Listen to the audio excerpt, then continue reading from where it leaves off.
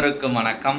திருநெல்வேலி ஜோதிடர் சொக்கலிங்கம் என்ற நம்ம யூடியூப் சேனல் அது வரைக்கும் 1000க்கும் மேற்பட்ட பேர்களுக்கும் நான் பலங்கள் பதிஞ்சிருக்கிறேன். ஸோ இந்த சேனலை சப்ஸ்கிரைப் பண்ணிவிட்டு ஹோம் பேஜில் போய் வீடியோ செஷனில் பார்த்து அந்தந்த பேருக்குடையவங்க உங்கள் பேருக்குண்டான பலங்கள் தெரிஞ்சுக்கோங்க. குறிப்பாக அந்த மயில்ராஜ் அப்படிங்கிற பேருடையவங்க உங்கள் குடும்பத்திலோ சொந்தக்காரங்களில் ரிப்போர்ட்டத்தில் இருந்தாங்கன்னா அவங்களுக்கு நம்ம வீடியோ லிங்கை தயவு செஞ்சு ஷேர் பண்ணுங்கள்.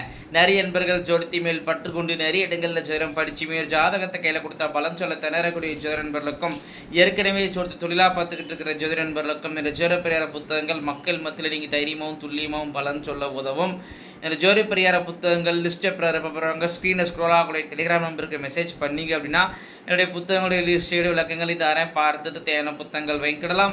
அஸ்ட்ராலஜிக்கல் கன்சல்டேஷன், ஜாதகம் பார்க்க, ஜாதகம் எழுத, பிறந்த குழந்தைகள் கரிசை பேர் சூட்ட, திருமண பொருத்தம் துல்லியமாக பார்க்க, குலதெய்வ முறையாதவங்க குலதெய்வ முறைய, அஸ்ட்ரோ நியூமராலஜி, அஸ்ட்ரோ நேமாலஜி, ஜாதகமே இல்லாதவங்களுக்கு பலன் சொல்ல போன்ற அஸ்ட்ராலஜிக்கல் கன்சல்டேஷனுக்கு தாராளமாக நீங்கள் நினைக்கலாம். குறைந்த குருதட்சணையில் தரமான ஆலோசனைகள் வழங்கப்படும். நேரில் வரணுங்கிற அவசியம் கிடையாதுங்க, ஃபோன்லேயே பலன் சொல்லிடுவேன். சரிங்க, இன்னைக்கு பதிவுக்குள்ளே போவோம்.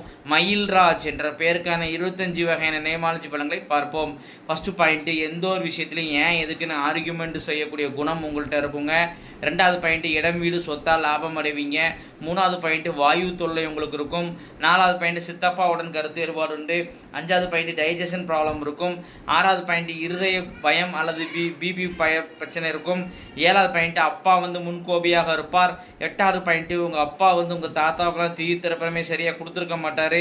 ஒன்பதாவது பாயிண்ட்டு, அப்பாவுடன் கருத்து வேறுபாடு உண்டு. 10வது பாயிண்ட்டு, நீங்கள் எமோஷனல் டைப்பாக இருப்பீங்க.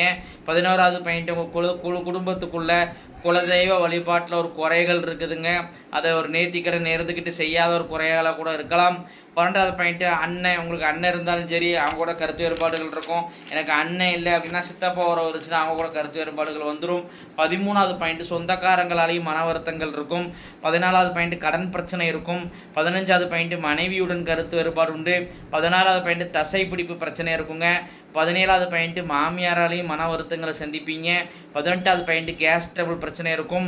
19வது பாயிண்ட்டு, உங்கள் மாமியார் எமோஷனல் டைப்பாக இருப்பாங்க.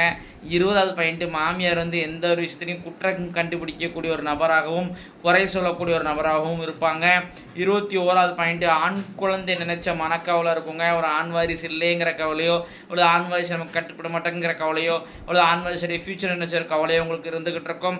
22வது பாயிண்ட்டு, நீங்கள் வேலை பார்த்தாலும் சரி தொழில் செஞ்சாலும் சரி அதில் ஒரு நிரந்தரமின்மை பிரச்சனை சந்திச்சுட்டு இருப்பீங்க. 23வது பாயிண்ட்டு, மனைவியோட குடும்பம் பூர்வீக தொட்டு மாறின குடும்பமாக இருக்கும். 24வது பாயிண்ட், உங்கள் குடும்பத்துக்கு மேலே செய்வனை இருக்குதுங்க. இந்த செய்வனை அப்படிங்கிறது உண்மைதானா சார், இந்த காலத்தில் வைக்க முடியுமா அப்படின்னு கேட்குறீங்களா? நீங்கள் கேட்குற டவுட்டு சரிதான். இந்த காலத்தில் யாரும் வைக்க முடியாது தான், அதுவும் பர்டிகுலராக உங்களை டார்கெட் பண்ணி வைக்க முடியாது தான்.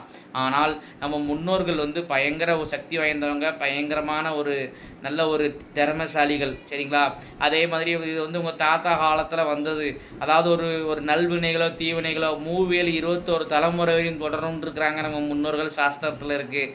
அட்லீஸ்ட் ஒரு 3 தலைமுறைக்குள்ளேயாவது நான் சொல்கிற சம்பவங்கள் நடக்கும், சரிங்களா? உங்கள் தாத்தா காலத்தில் வைத்த செய்வனை வாழடி வாழையாக உங்களுடைய சந்ததிகளை பாதிச்சுக்கிட்டு இருக்குது அப்படிங்கிறது அர்த்தம். இதுக்குண்டான அறிகுறிகள் கால் சம்பந்தமான பிரச்சனை, கால் வலி, கால் வளைச்சல், அடிக்கடி காலில் அடிபடுறது இருக்கும். நைட்டு சரியாக தூக்கம் இருக்காதுங்க. திறமைக்கேற்ற முன்னேற்றம் இருக்காது. எவ்வளோ வருமானங்கள் வந்தாலும் செமிப்புங்கிறது இருக்காதுங்க. அதேமாதிரி வீட்டுக்குள்ளே ஆந்தை, ஓனால், வவ்வால் ஓடவே வீட்டுக்குள்ளே வந்துட்டு போயிருக்கும். இதுதாங்க இந்த செய்வனைக்கு உண்டான சிம்டம்ஸு. சிம்டம்ஸ்லாம் உங்களுக்கு இருக்குதுன்னு சொன்னீங்க அப்படின்னா செய்வனை இருக்குதுன்னு தான் அர்த்தம். நீங்கள் நம்பி தான் ஆகணும். நீங்கள் நம்பலை அப்படின்னா ஒன்றும் செய்ய முடியாதுங்க. அதுக்கு ஒரு விமோச்சனம் இருக்காது. நம்பணும், ஏன்னா உள்ளது உள்ளபடி தான் நம்ம சொல்லுவோம். கண்டிப்பாக அவங்க நம்பிக்கையானவங்க யாராக இருந்தாங்கன்னா அவங்கள வச்சு தாராளமாக நீக்கிக்கோங்க. அல்லது என் மேலே நம்பிக்கை இருந்துச்சுன்னா வாட்ஸ்அப்பை தொடர்பு கொள்ளுங்க. 3 மாதத்தில் அனுபவ ரீதியான மாற்றங்களை நீங்களே உணர்வீங்க. 25வது பாயிண்ட்டு, உங்களுடைய ஆத்மார்த்தமான தெய்வம், முன் ஜென்மத்தில் நீங்கள் வேண்டி விரும்பி வழிபட்ட தெய்வம் இந்த ஜென்மத்தை அர்பாலிக்கு நிற்கிது. அது யார் அப்படின்னு கேட்டிங்கன்னா முருகப்பெருமான் தாங்க. இத்துடன் மயில்ராஜ் என்ற பேருக்கான 25 வகையான நேமாலஜி பலன்கள் முடிவடைகிறன. இப்போ பேரை வச்சு 25 பலன் சொல்கிறேன். நான் ஜாதகத்தை சின்ன அதிகமாக அவ்வளோ துல்லியமாக சொல்லுவேன் அப்படிங்கிறத யோசிச்சு பாருங்கள் நண்பர்களே. ஸோ ஒரு முறை அஸ்ட்ராலஜிக்கல் கன்சல்டேஷனுக்கு வாங்க. நன்றி நேயர்களே, நன்றி, வணக்கம்.